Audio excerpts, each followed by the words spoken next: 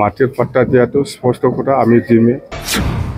বেকাৰ সমস্যাটো কেনেকৈ সমাধান কৰিব পাৰে আমাৰ MA MSc BA হিচাপ নাই। আজিৰ দিনত প্ৰত্যেক গাঁৱে গাঁৱে MA MSc পাছ হৈ পেলাই থকা, BA পাছ হৈ পেলাই থকা এনেকুৱা বহুত ল'ৰা ছোৱালী আছে। ইহঁতৰ কাৰণেও আমি বছৰত 100 কোটি আমি ব্যৱহাৰ কৰিম। নিৰ্বাচনটো পুৰা ফাটাফাটি আমি খেলিমেই, আমি জিকিমেই, আমি এবছলুট মেজৰিটি আমি পাম। কমেও 25, কমেও 25টা আমি পাবই, 25টাৰ তলত নাপায়। প্ৰমোদ বড়োৰ যিটো চৰকাৰ এইটো এপ্ৰিল 8 তাৰিখত শেষ হয়। সেই হিচাপত এপ্ৰিলতে নিৰ্বাচন হ'ব লাগে। এপ্ৰিল 2025 এপ্ৰিল 8 তাৰিখত 5 বছৰ কমপ্লিট হয়। এই হিচাপত আমি ভাবি আছোঁ যে এপ্ৰিলতে নিৰ্বাচন হ'ব। নিৰ্বাচন আমাৰ সেইদিনা 19 তাৰিখত খাজুলগাঁৱত CWC মিটিং হৈছে। ইয়াতে নিৰ্বাচনটো BPFে অকলে খেলিব বুলি ডিচিশ্যন লোৱা হৈছে। যেহেতু আমি MP নিৰ্বাচনতো অকলে খেলিছোঁ আৰু যোৱা বাই ইলেকশ্যনতো আমি অকলে খেলিছোঁ। আৰু 2020 চনত যিটো BTC নিৰ্বাচন ইয়াতো আমি BPFে অকলে নিৰ্বাচন কৰিছোঁ। কথা সেইটোৱেই।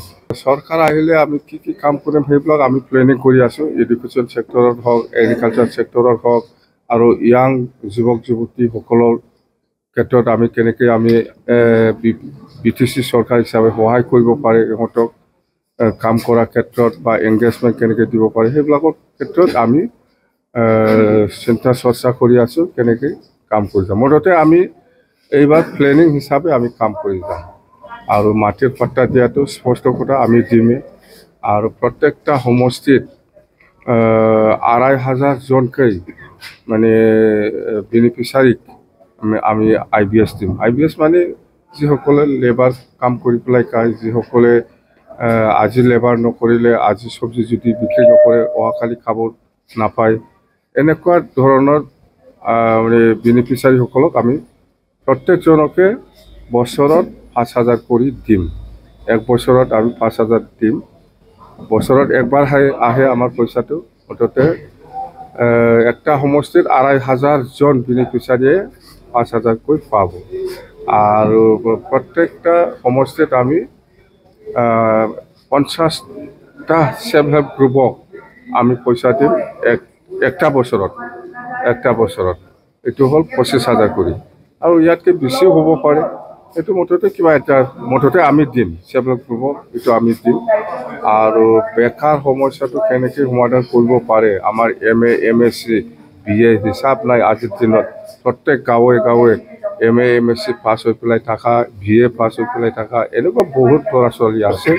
ইহঁতৰ কাৰণেও আমি কিবা এটা কাম কৰি দিব পাৰে নেকি, এই বেকাৰ সমস্যাটো সমাধান কৰিব পাৰে নেকি, কিবা একটা মানে মিনিমাম হ'লেও সমাধান কৰি দিব পাৰে নেকি। ইয়াৰ কাৰণে আমি 100 crore চিন্তা কৰিছোঁ। বছৰত 100 কোটি আমি ব্যৱহাৰ কৰিম এই যুৱক যুৱতীসকলৰ কাৰণে। বেকাৰ সমস্যাটো অলপ হ'লেও যাতে আমি সমাধান কৰি দিব পাৰি তাৰ কাৰণে এইবিলাক প্ৰজেক্ট আমাৰ আছে।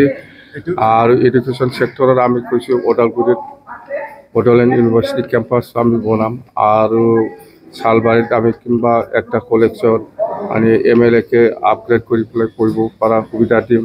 অঞ্চলপুৰতো কৰিম, তামোলপুৰতো কৰিম। মুঠতে একটা চাব ডিভিজন বা ডিষ্ট্ৰিক্ট হেডকোৱাৰ্টাৰবিলাকক এই সুবিধাটো আমি কৰি দিম।